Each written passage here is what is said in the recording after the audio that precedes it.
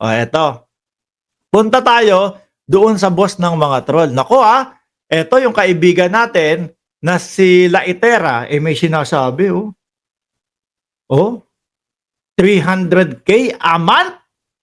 Oh, ang bayad dito kay Tio Moreno, kung di ako nagkakamali. Hindi, may question mark naman. Pero 300K a month? Parang ang liit naman niya. Di ba? Bagay, kung magkano lang ang bayad mo, yun lang ang kuha mong serbisyo. Hindi kaya ito din yung advisor ni VP Sara? Kasi ang nakikita ko, karamihan mga kababayan, nung bakit ayaw nitong ayaw ilagay din talagang pangalan. Hindi ko kagaya natin, di ba? Mark Ramos, kahit niya po i-search nyo kung saan-saan, Mark Ramos po talaga yung pangalan ko. Matotnab din ba yung pangalan kaya kailangan palitan ng iba? Di ba? 300K a month. Hindi kaya isa ito sa political advisor ni Inday Sara Duterte?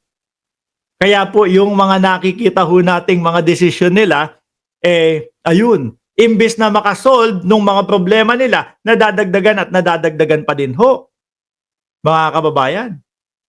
Bakit to? Tingnan nyo, imbes na po yung pag-solve o yung pag-sagot sa Congress, ang gawin ni BP Sara, siguro na-advisean, pumunta ka doon sa Congress, samahan mo si Zulaika, doon ka mag-rant, doon ka magbanta sa buhay ng Pangulo, asawa ng Pangulo, at ng pinsan ng Pangulo, mga kababayan. Yung hinihingi, di ba? Yung hinihingi po ng Vice Presidente, doon sa doon sa 2 billion na budget na hinihingi niya, 100 milyon na para po yun sa mga advisor. Bakit ito 300K lang? Saan mapupunta yung iba kaya? Mga bossing? Eto. Kaya ngayon, mas naniniwala ako na paulit-ulit, yung mga inyong mga comment na ganito, sabi ni Miguelito, tanutan. Ano ba yung apel? Iba pagkakarinig ko doon sa pagkakabigkas ko, tanutan. Sabi ni Miguelito, tanutan. Ano ba yung mga apelido nyo? Tanutan, baugbog. Sino pa? Eto, alam ko, iba din ang nito, apelido nito, iba din pangalan nito, pinaganda lang Siguro natotot na din sa pangalan. Adek, ang ayaw daw sa Duterte. Sabi ni Tanutan. Kaya paulit-ulit lang po. So, ang makikita natin dyan, mga kababayan, yung mga trolls nila dito, yung sa comment section, papiso-piso lang ho ito. Eto, isa sa pinakamataas ho. Ayan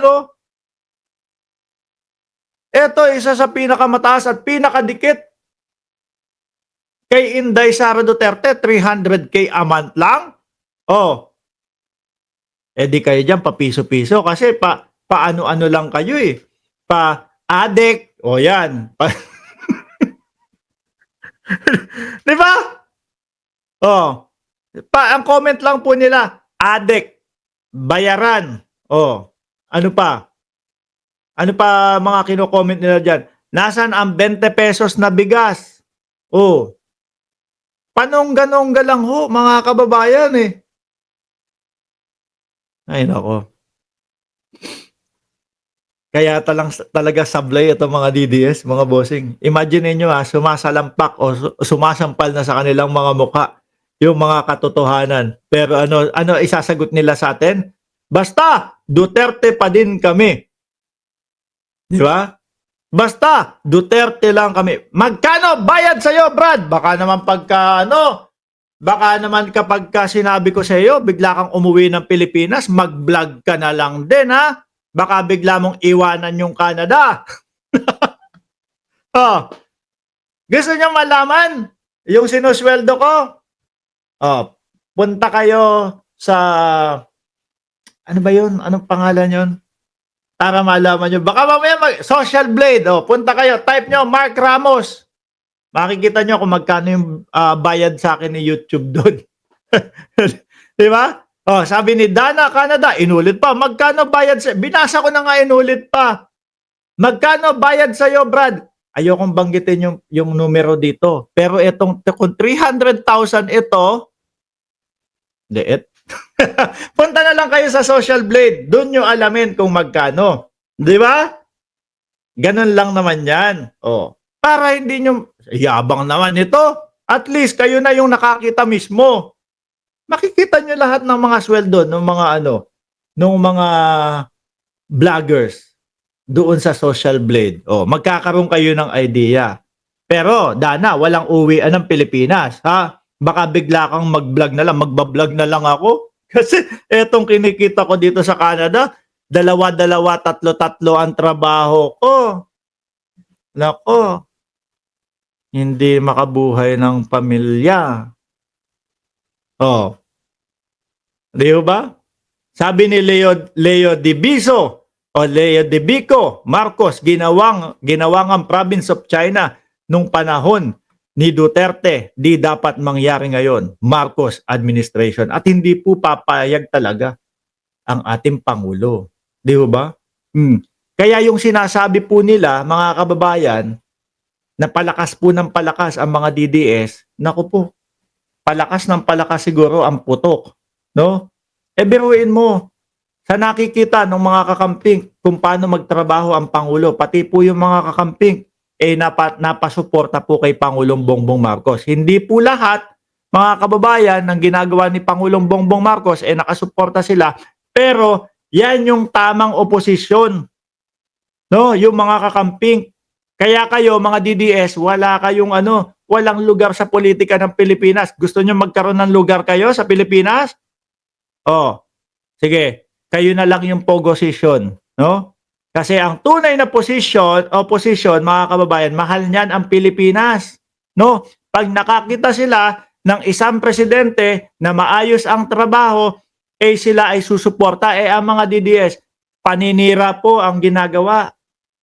Di ba? Paninira, mag-iimbento, o magpe-fake news. Ito, isa din pala ito, mga kababayan, isa din ito. No?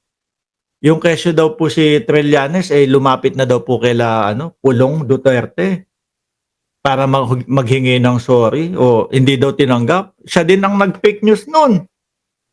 Di ba, mga kababayan? Saan ka pa? So, okay na. Meron na kayong posisyon, pogosisyon, mga DDS, ha? At ang Diyos nyo, si Buloyski, di ba? Wag nyong mga tatanggi pa yung mga DDS. Pero deep inside, tuwang-tuwa kapag sinasabi kong Diyos nila si Kibuloy. Di ba? Naniniwala kayo kay Kibuloy. Sabi ni Miguelito, tanutan, Brad, labas ka naman paminsan-minsan para makita mo ang paligid. Ayun naman, di ba June Dakiwag? Sir, shout out sa iyo. Mapuno, maganda ang puno, meron kaming nasa gilid ng dagat yung aming bahay. Maganda ang pananaw sa labas ng bahay namin. Ikaw, Miguelito, no, isa ka din ba? Ay, malamang to. Sa Jumodiyos kay Kibuloy? For sure yan. Ayan may posisyon na mga DDS. May posisyon na kayo sa politika ng bayan. Pogosisyon at ang Diyos, Buloyski. Okay? Kapag ako nakakita ng DDS sa kalsada, uy, pre, kumusta na yung Diyos nyo? Uy, pre, kamusta na yung pag-aari ng Diyos nyo? Kamusta na ba? Nakita nyo na ba yung doorknob na diamante ni Buloyski? Ganun ko kayo sasalubungin, mga boss chief amo, sir.